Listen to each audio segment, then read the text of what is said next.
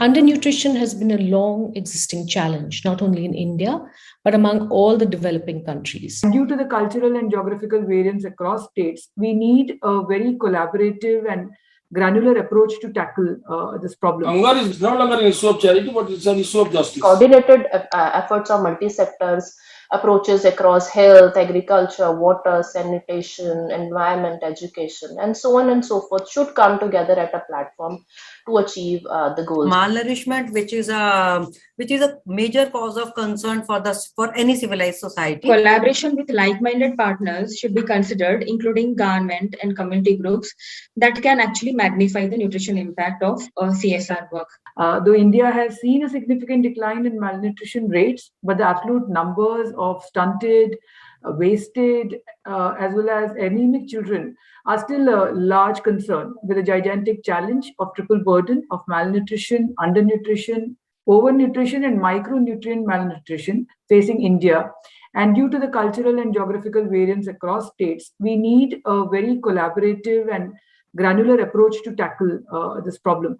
We are all aware that malnutrition is multifactorial. The contributing factors may range from individual health status to household access to safe, nutritious, and diverse foods, to water, sanitation, hygiene, to feeding and caring practices, gender equality and empowerment of women, to family size and birth intervals.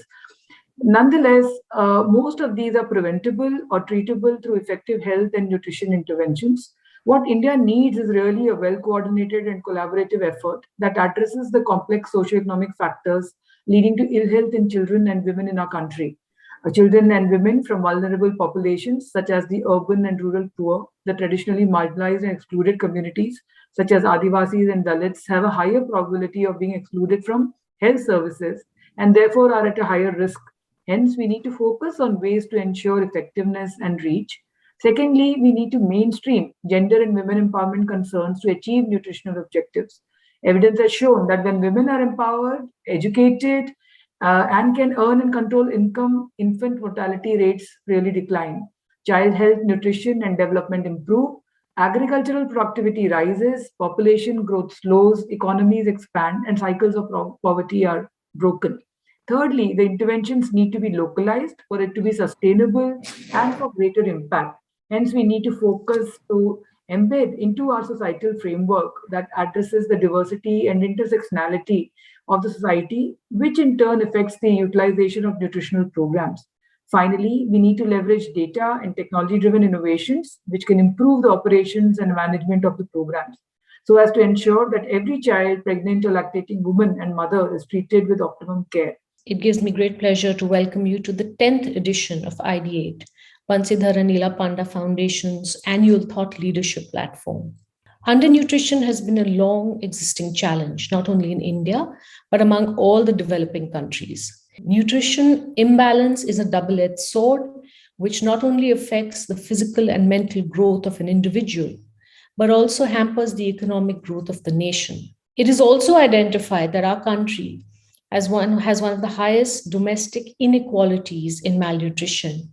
To tackle the challenges of malnutrition, Poshan Abhiyan was launched in 2018 by our Honorable Prime Minister with the mission Sahi Poshan, Desh Roshan. The IFPRI studied the progress of 28 states and identified Odisha as a national champion. And Odisha is also the first to announce a separate nutrition budget. The state has implemented several innovative schemes to improve the indicators related to nutrition of the state, like take-home ration, community-based creches, Sopan, WCD mascot Tiki Mosi, Para Prushti, Mamta scheme. And even during the pandemic, the Odisha government ensured affirmative policy measures for scaling up nutrition interventions amidst the 2019 business closures, shutting down of schools and Anganwadi centers, and disrupted food supply issues. In this fight for nutrition enhancement, collective efforts and coordination between relevant stakeholders is crucial to optimize the use of nutrition-specific distribution channels and platforms. I'm sure that amongst all our speakers today, representing the various factors, we will deliberate on solutions to create an overarching body to ensure convergence at the regional level for impactful and result-oriented intervention. This is very important on the food security, what are the government programs, and how it could be Jan Andolan, a collective movement between the government agencies, the NGOs, the various stakeholders, multi-sectoral and multi-developmental. I could start it like that. Hunger is no longer an issue of charity, but it's an issue of justice. With this intrinsic message that in the human life cycle approach, how to give the people the food security as well as the nutritional balance. Odisha is one among the pioneering states to have this food commission. It was created in 2016. And our mandate is to monitor the various programs that are being implemented under this National Food Security Act, like your targeted public distribution system, your ICDS. And you'll be amazed to know that it's a colossal program, around 93.5 lakhs of cardholders. And the beneficiaries are 3.23 crores. I mean, there are 72,000 Anganwadi Kendras, which are the NORP centers carrying out all these programs and benefiting around 2.2 crores of people. 55,000 of the government schools or government aided schools, they get the benefit of midday meals and almost benefiting 45 lakh of children. Ma'am, I would like to request you to tell us what you think about how the state government of Madhya Pradesh has been able to address malnutrition issues in the last 2 years. Malnourishment, which is a major cause of concern for any civilized society, which compel us to think, to bring out something by which we can save our children. We can prevent our children from this vicious cycle of malnourishment, and the state is doing all that. So in context of the Sustainable Development Goals 2030, and also in context of the Poshan Abhiyan, the target set by the Poshan Abhiyan, which is the flagship scheme of Honorable Prime Minister to combat malnourishment, and also with the vision of Suposhit Madhya Pradesh, that is to end all forms of malnourishment from Madhya Pradesh by the end of 2030. The state nutrition policy, we have issued state nutrition policy, that is commitment of the state for the Suposhit Madhya Pradesh, and it encompasses detail of the activities, and it is a convergent set of activities of the different department. That is one thing. And second, we have in this IMM program, we identify the SAM, that is severe acute malnourished children, and moderate acute malnourished children across the state through approximately 97,000 Anganwadi centers. So we find out the children, we identify the children, and then we track the children, and then we treat the children, and then we follow the children. Also, we are focusing on the high-risk pregnant women, HRPW, so that they deliver a healthy child. That is our area. Also, the children which are born with a low birth weight, less than 2.5 kg, low birth weight children are also under our. The good part of IMM strategy is that we have a very robust monitoring system. We have a Sampark app, which is a state government initiative, and all the children are name-wise tracked. We have the family background of the children, so we can understand the underlying causes which compel child to get into the malnourishment, the economic status, literacy of the mothers, and many factors, how many siblings the family have. And the second part is to make IMM more sustainable at the field level. We have involved community. We have involved community structures like Poshan Sarkar, that is nutritional governance at the village level. Under this, we have involved Gram Panchayat, the elected PRIs, different NGOs working there, trained these NGOs. We have trained the PRIs, the Panchayat Pratinidhi, the VHSNC members. We have to that the community is also aware about the modalities and the protocols of the IMM program, so that community, and also apart from nutritional governance, Poshan Vatika is a very common thing which happens across the country, but we have approximately 61,000 Poshan Vatika at the Anganwadi center level, and we are also in the process of developing Poshan Vatika at the family level of the SAM and MAM children, so that they can have the food diversity, available things at home. We are having messages in local dialects in the tribal languages, so that the tribal women folks or tribal community can understand it. So we are also focusing, we are also addressing in that way. My points and questions to you, if you would like to address this, is that how do you think public-private partnerships help to enhance the impact of nutrition and other allied sector community programming interventions? It is important to understand that public-private partnership can broadly should have equitable provision which actually ensure the quality of services to be provided. It should be equally distributed across all the society. And of course, as you mentioned, that increased coordination for the improved nutritional outcomes like wash, education, health, livelihood, gender, they all should come together to play a role in nutrition, because there are so many underlying determinants for nutrition. Nutrition alone cannot play the game itself. And of course, in addition to above, the increased capacity and the commitment to work and to improve the nutrition amongst the society, as well as government, stakeholders, and other players should be at par. So, if I share a recent initiative where the government of Himachal Pradesh, in close coordination with GAIN, has taken a decision to provide the fortified wheat flour to all the 18.5 lakh families who are actually the PDS beneficiary. So, this is actually the classic example where public private sector partnership, along with the GAIN's advocacy, has supported this government, the state government. They help in not only building the capacity of the small wheat flour mills and in the state, but also help the state to achieve the target of reduction of anemia or reduction of malnutrition in that area. Poshan Abhiyan also focuses on the strengthening of the policy implication both at the central level and the state level, and even down before reaching the last mile.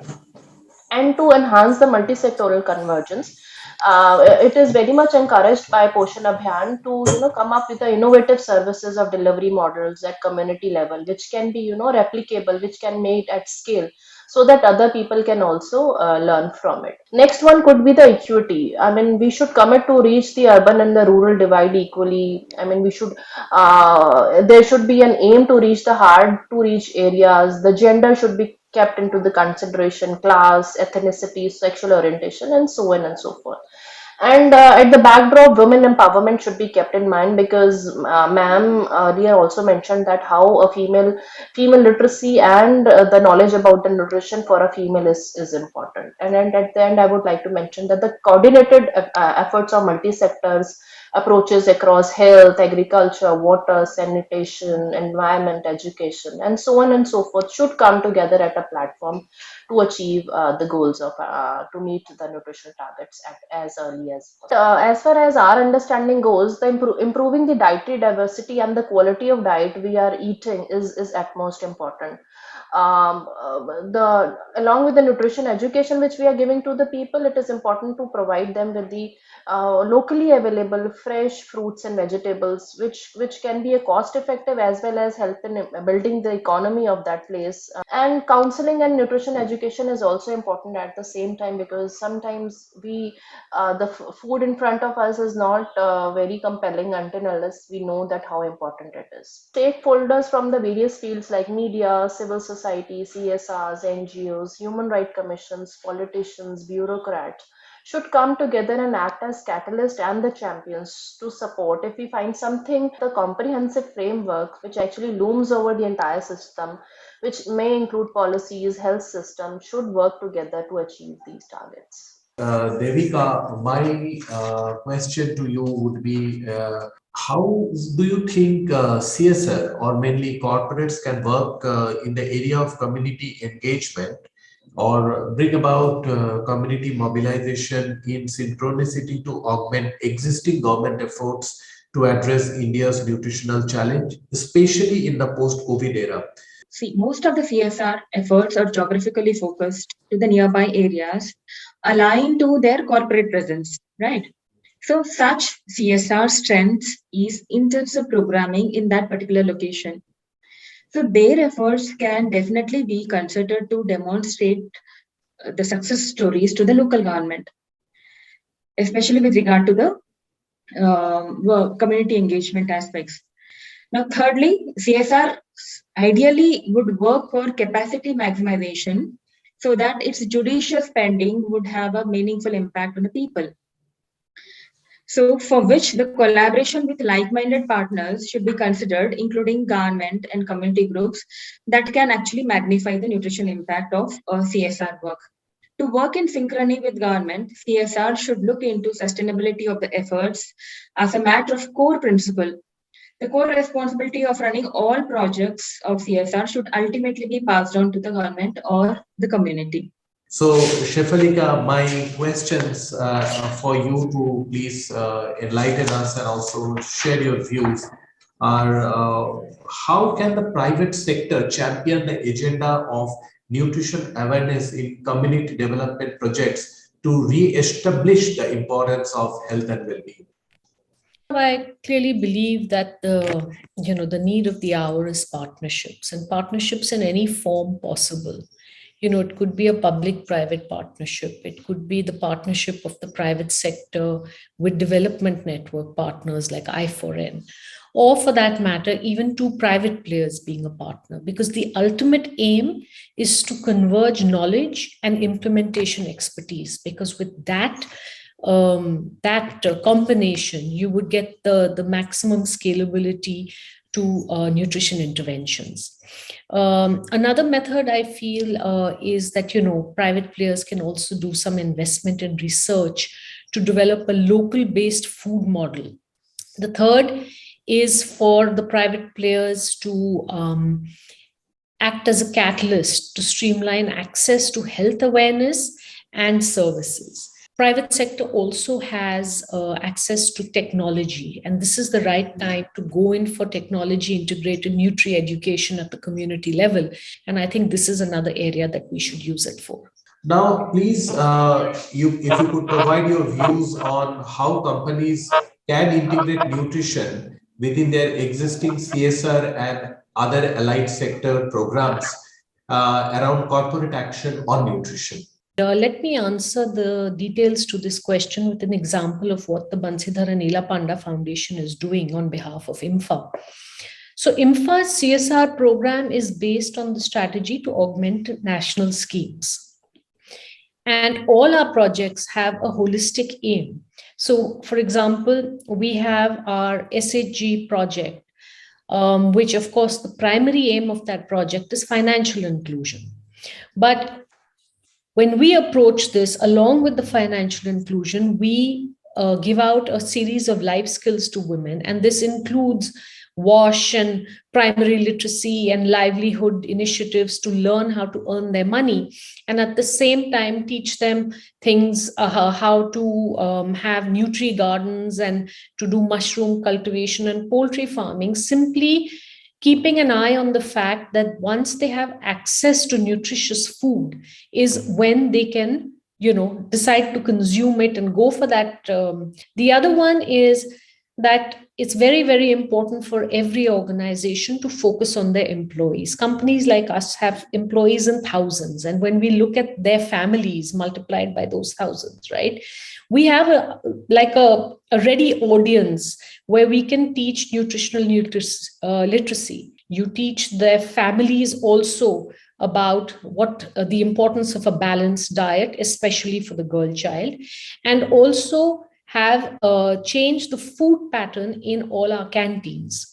And given that IMFA's workforce is 80% hired from the community, it is a natural way to have agents of change in the community. We recently launched a mobile health van called the Kanya Express, which is all about addressing adolescent health with a view on improving the statistics on anemia and nutrition, where we, on a regular basis, make a database, test these people for their hemoglobin and distribute iron folic tablets to them and create awareness on both WASH, livelihood, nutrition, all the parameters in maternal and child health, because the objective is to reduce the intergenerational challenges caused due to poor nutrition and anemia. An approach like this comes from a strategic CSR plan implemented with corporate expertise to promote national issues with a multi-sectoral approach. What in your views are some of the challenges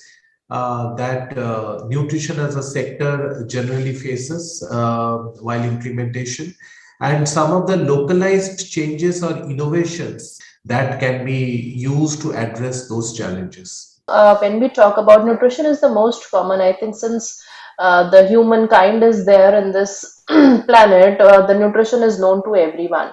So it is very difficult sometimes to do the behavior change becomes a challenge. The practices which they are being following, the behavior change has to be aligned with those practices, and the correct information at the correct time should be provided to them. One of the major challenge that the nutrition program currently face is definitely lack of